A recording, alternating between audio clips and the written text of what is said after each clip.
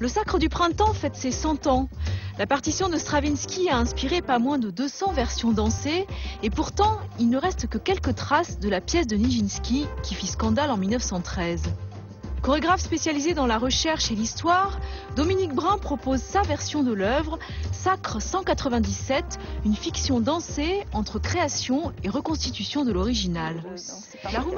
Dominique Brun, parlez-nous du Sacre tel que vous l'imaginez à ce stade de son histoire. Sacre 197, oui. Celui-là. Celui-là, parce que ce n'est pas le seul et ce n'est pas le dernier. Et c'est pas le dernier, ce n'est ni le seul ni le dernier. Eh bien, c'est une création, puisqu'il s'inscrit dans cette espèce de flopée de sacres qui se sont faits depuis celui inaugural de Nijinsky en 1913. Donc il y a eu un nombre de sacres qui, en 2008, se comptait autour de 200, 220 sacres. Et donc le 197 est venu après l'aventure avec Yann Kounen du film Chanel et Stravinsky, pour lequel il m'a proposé de créer différents extraits de la chorégraphie. 2008-2010, hein, c'est ça, c'est sorti en 2010, mais ça a été tourné en fin 2008. Et d'ailleurs, il faisait aussi froid qu'à cette période-là.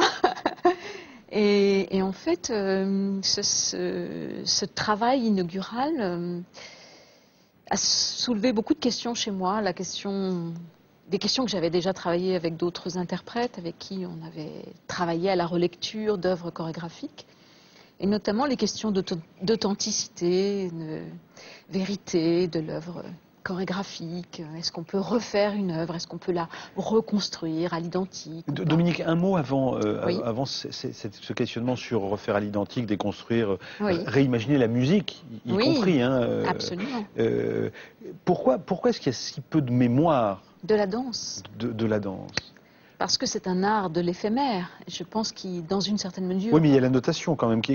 La notation étant une manière d'écrire la danse comme on écrit la musique. Hein, donc, vrai. Vous êtes notatrice. Oui, je suis notatrice. Mais je m'en sers peu pour écrire. Je m'en sers beaucoup plus pour penser le mouvement que véritablement pour écrire. J'ai noté quelques chorégraphies, une de Dominique Baillot. Est-ce que ça se pose de la même manière? Parce que le sacre, c'est quand même un moment qui va faire basculer la chorégraphie dans sa modernité. Hein. Oui. Mais est-ce qu'aujourd'hui la question se poserait de la même manière?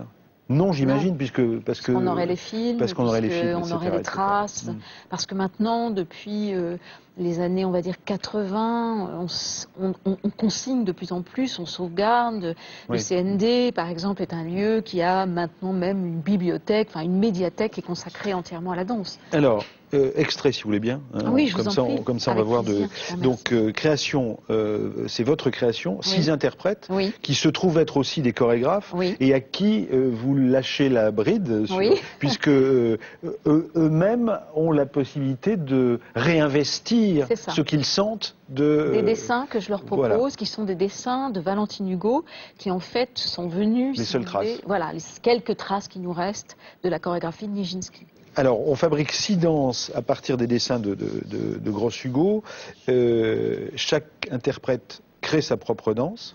Sous ma direction, bien sûr. C'est un travail d'échange. C'est vraiment, comme vous le disiez avec Boris Cyrulnik tout à l'heure, on est co-auteur dans une certaine mesure, même si évidemment, je pense que bien là, le voilà projet... les dessins, les quelques dessins subsistants. Je crois qu'il en reste 14. Hein, il y en a de la danse sacrale, mais il y en a plus que ça, mais une bonne dizaine de la danse sacrale. Ça, c'est la danse, c'est le moment où l'élu attend en fait de pouvoir justement danser jusqu'à la mort, puisque le sacre, c'est l'histoire d'une communauté, qui va sacrifier l'une des siens, une très jeune femme, pour obtenir les bienfaits du dieu Yarilo. Donc là, on a beaucoup de moments différents. On a sur ce que je vois en face de moi, justement certaines des postures de l'élu, mais aussi un groupe de 3 jeunes femmes qu'on appelle les cigognes et qui passent plutôt dans le premier acte ou dans le premier tableau, puisque Stravinsky appelait plutôt ça des tableaux, un tableau qui se passe de jour et un tableau qui arrive la nuit. Et donc c'est au cours de la nuit que le sacrifice va avoir lieu, bien évidemment. Extrait, musique, composition, Juan Pablo Carreno, et c'est chanté par une mezzo-soprane. C'est ça. Extrait.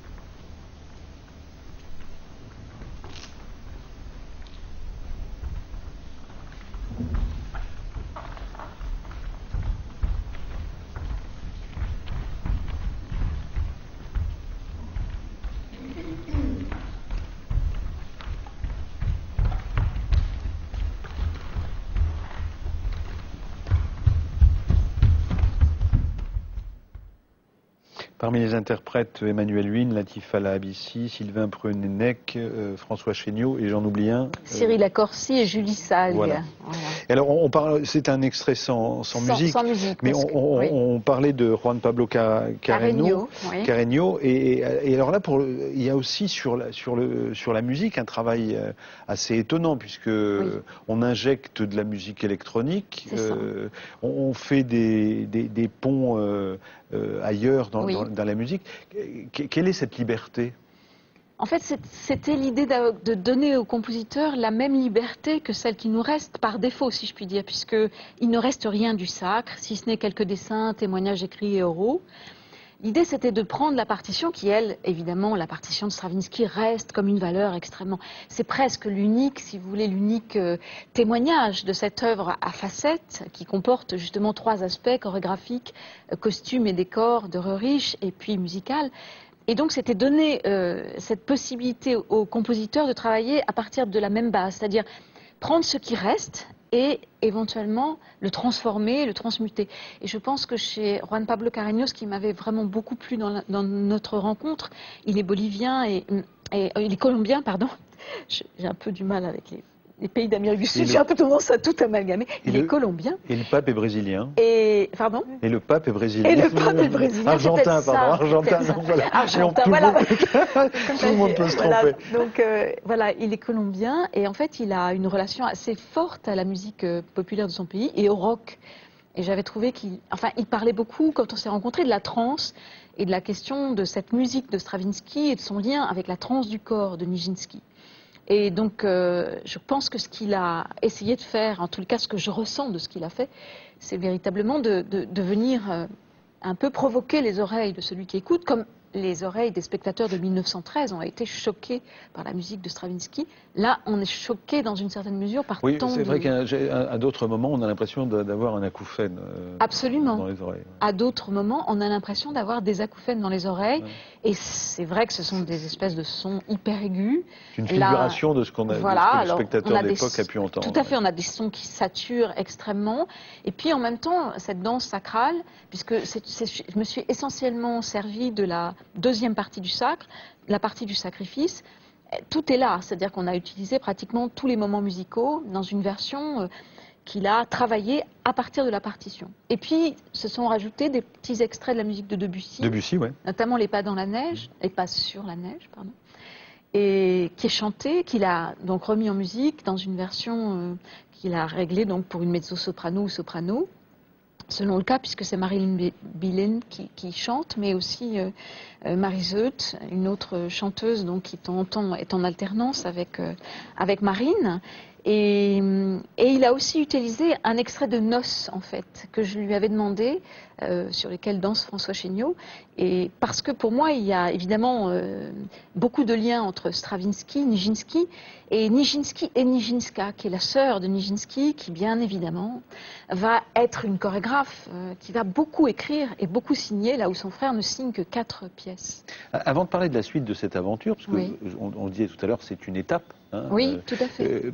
1997, reprise à l'Opéra Garnier de la version Pina Bausch, du Sacre du Printemps. C'est un spectacle qui a été repris, créé en 75. Là, pour le coup, on a la version 97, donc le spectacle a été repris maintes et maintes fois. Extrait.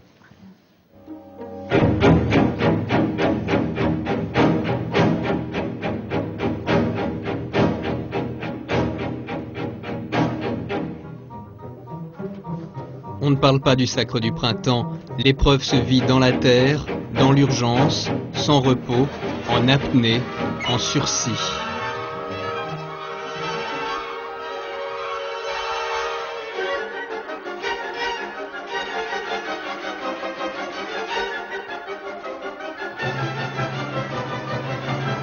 Pina Bausch parle au tréfonds de l'âme humaine. Le sens domine la raison du danseur. Alors la troupe de l'opéra oublie toute sa doctrine pour succomber, alchimique.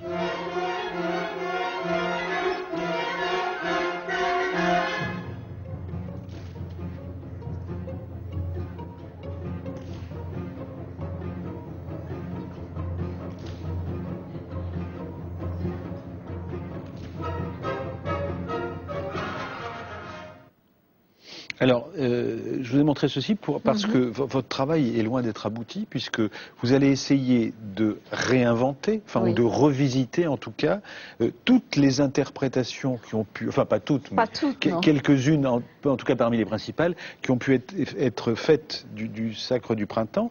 Et alors, quand je regardais, vous allez avoir besoin de 34 interprètes, de 26 danseurs contemporains, de 8 danseurs amateurs, etc. Qu'est-ce que c'est que ce grand projet? Oui, en fait, c'est pas... Je vais plutôt faire l'inverse, c'est-à-dire je vais remonter à contre-courant de toutes ces versions qui ont pu être faites, qui sont en fait ce qu'on appelle des versions, c'est-à-dire que souvent c'est la musique de Stravinsky qui sert de support on va dire à l'investigation du chorégraphe, à sa recherche chorégraphique, ou le support peut être éventuellement le scénario co-signé par Ehrich et Stravinsky qui est le sacrifice. Très rares sont les versions, si vous voulez, qui prennent appui sur la danse de Nijinsky, et pour cause, celle-ci a totalement disparu. Donc il existe une version qui a été reconstituée dans les années 80 par Millicent Hodgson et Kenneth Archer, qui a été d'ailleurs aussi dansée par l'opéra. Et ce travail, si vous voulez, c'est une première reconstitution possible à partir des archives qui nous restent du Sacre du Printemps. Donc là, l'idée, ce serait en 14, probablement vers mars 14, de recréer une version, donc d'être dans une tentative de reconstitution historique à nouveau, à partir des mêmes archives.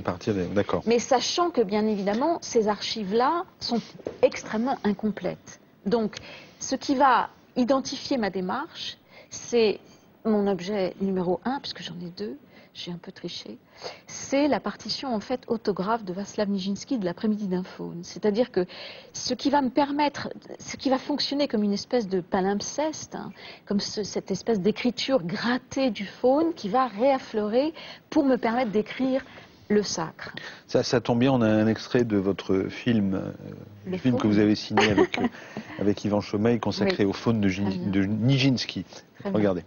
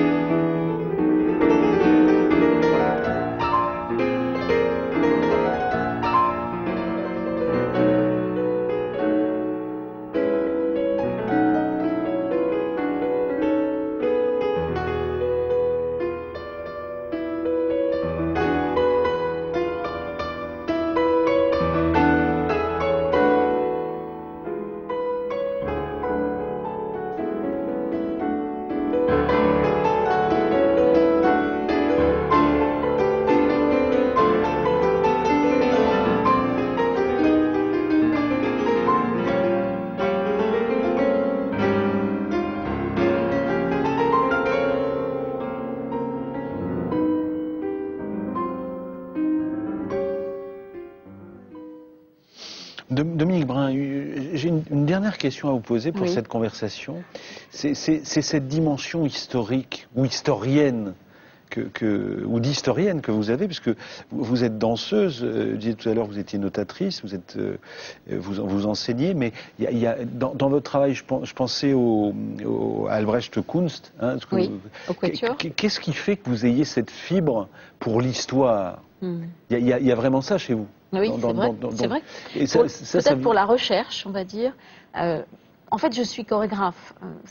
Ma première définition, c'est d'être chorégraphe. C'est-à-dire, quand j'ai commencé à danser... Vous êtes dans le corps. Alors, pour le coup, tout ce que vous faites sur l'archive, on est plutôt dans l'intellect. Oui, mais pour moi, les deux marchent ensemble. Réconciliation. Est-ce que vous avez un objet avec vous? Oui, j'en ai 2. J'ai un peu triché. Alors, j'ai voulu... peut-être penser l'objet comme un don. Et donc, je vous ai apporté un autre film d'Yvan Chomeil sur un philosophe, François Châtelet, qui s'appelle Avec François Châtelet, un voyage différentiel. Donc, c'est un don. Merci.